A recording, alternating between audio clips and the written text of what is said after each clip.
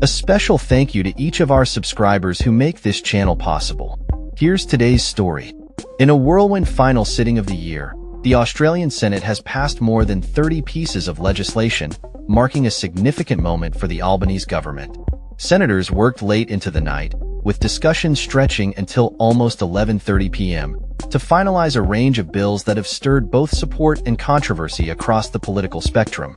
Among the key pieces of legislation passed were contentious migration laws allowing the government to pay third countries to accept non-citizens and impose bans on travelers from specific nations. The late-night session followed a deal struck between the Albanese government, the Coalition, and the Greens, leading to the approval of 31 bills, including a notable measure aimed at regulating social media use among minors. The Senate session was momentarily delayed due to the unexpected retirement announcement of Coalition Senator Simon Birmingham, but once the debate commenced, a flurry of largely uncontroversial bills quickly passed without amendments. Initial discussions focused on anti-money laundering and counter-terrorism laws, which are set to extend reporting obligations to professionals such as lawyers, accountants, and real estate agents. This legislation was followed by the successful passage of Labour's Build-to-Rent bill, which incentivizes investment in rental properties, a crucial move in addressing Australia's ongoing housing crisis. Another significant achievement was the passage of the Future Made in Australia Bill, a $23 billion initiative aimed at boosting local manufacturing and green energy, which includes substantial tax incentives for green hydrogen and critical minerals. The Greens played a pivotal role in this legislation, ensuring that the program would not support fossil fuel projects. However, not all legislative measures were met with approval. The new doxing laws, which impose severe penalties for targeting individuals based on race, religion, or sexuality, were met with mixed reactions.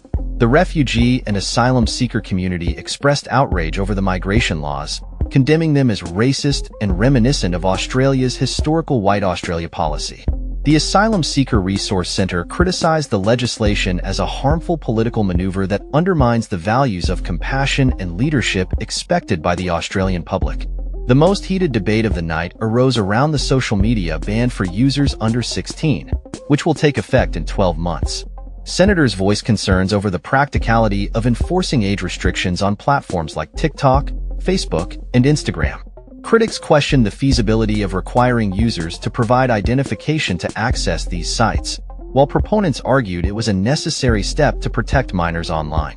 Labour Senator Jenny McAllister assured that the changes would not compel Australians to use government-issued IDs. Opposition senators, including Matt Canavan and Alex Antic, voiced their dissent, with Greens Senator Sarah Hanson-Young labeling the bill a sham that fails to address the realities of young people's internet use.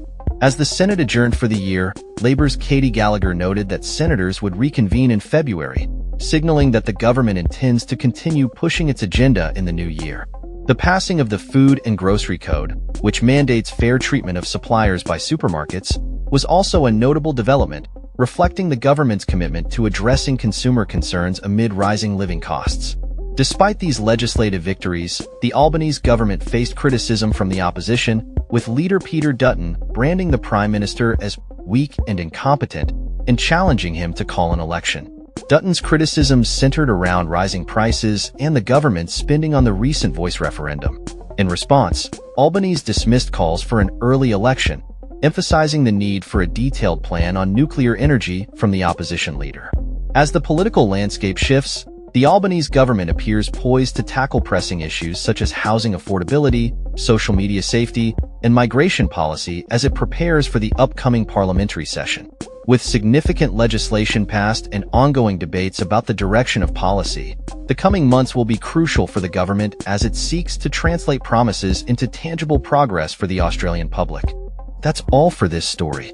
We upload videos every day covering many different subjects, so hit that subscribe button to stay informed. Thanks for watching.